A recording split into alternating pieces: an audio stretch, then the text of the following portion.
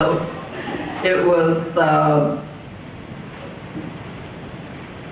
was very easy for me. Jim and I bleed red and black, and dear Las Vegas High. So we're attached. I love Las Vegas. I think anybody that knows me knows that I love Las Vegas. And I want to give back to the community that produced me. And it's my heart's desire to do something for someone other than myself. And that's what I always say. My daughter always tells all of her friends that I failed retirement. And I didn't, at first it kind of struck me kind of funny because I thought, I don't know if I really want to fail at anything, but I guess I didn't do too good with retirement.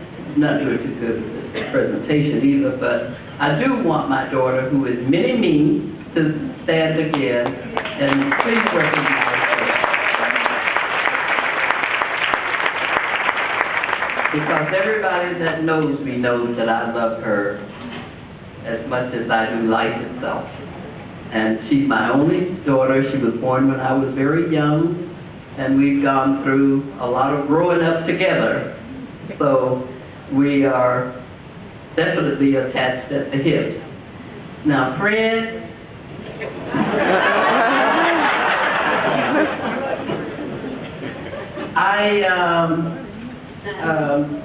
I take it you are comfortable with sharing that we closed the restaurant?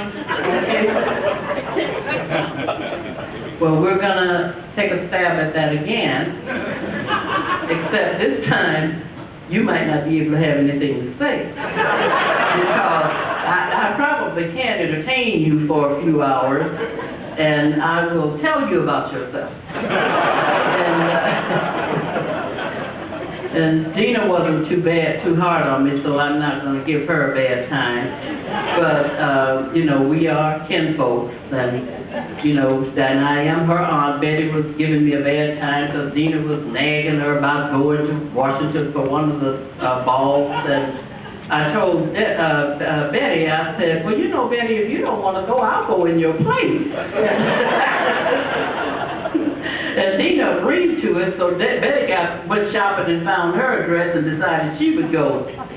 But Ricky, we'll talk later.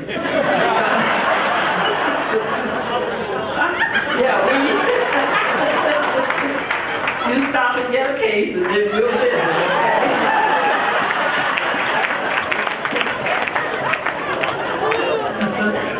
And Jim, I knew you weren't going to be nice, so I don't know why. This come as a surprise. And it really wasn't 4 hours, folks. It was only about 3 hours and 45 minutes.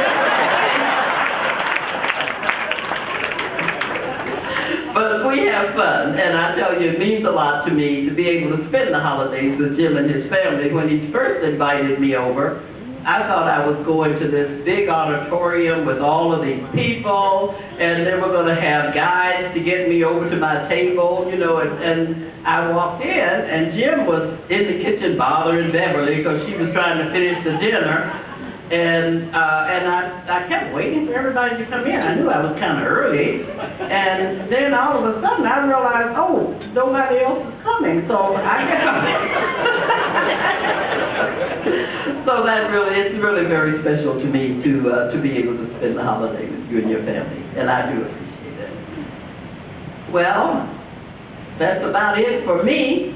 I want to introduce you to a young man, though, that I've been able to spend some time with. I met him about a year ago at the Boys and Girls Club.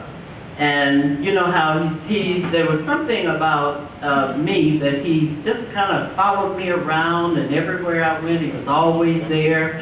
And I thought, well, maybe I should find something for this kid to do, because I'm not doing a very good job of getting rid of it. So I started finding I mean, little filing and stuff for him to do, and then he would stop what he was doing and ask me questions about, well, how did you get where you were, and all of it, and I answered those questions so many times, I started asking him questions. I said, honey, what are your grades like? And he said, well, they're 3.2, but I could do better. And I said, oh, well, school's about to start, so when school starts, I said, then we'll keep in touch and you'll tell me that you're doing better. So he stayed in touch with me throughout the year, and at the end of the first semester, he said, you're going to be happy I made the honor roll. And I said, well, how many A's, how many B's did you get? And he only had a couple B's. I said, well, oh, I guess we can make those disappear then, huh? So he called me back in June, and he invited me to his graduation. And I said, oh, honey, I'm sorry, I'm going to be out of town. I can't come. And he said, oh, I had a surprise for you. And I said, well, can I at least know the surprise? And he said, I did make the straight A honor roll.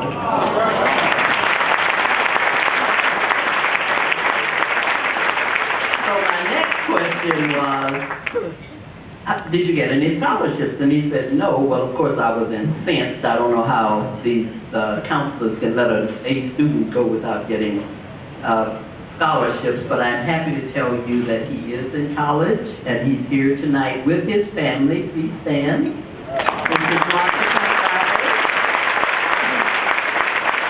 and his mother, Hanna, and his sister, Hanna.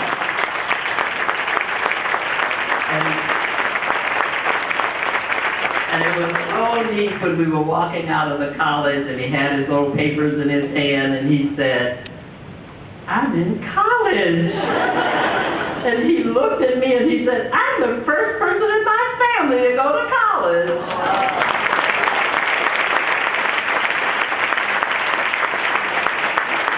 He's an artist. He's an artist, and he's going to be an architect. We're going to see to that, okay? Well, listen, thank you. I've taken up enough of your time. I appreciate you. I know you know that I'm always in somebody's face about donating some money to something, but please know that I do appreciate it. But just one more time, we are taking donations for the CDC. Thank you very much.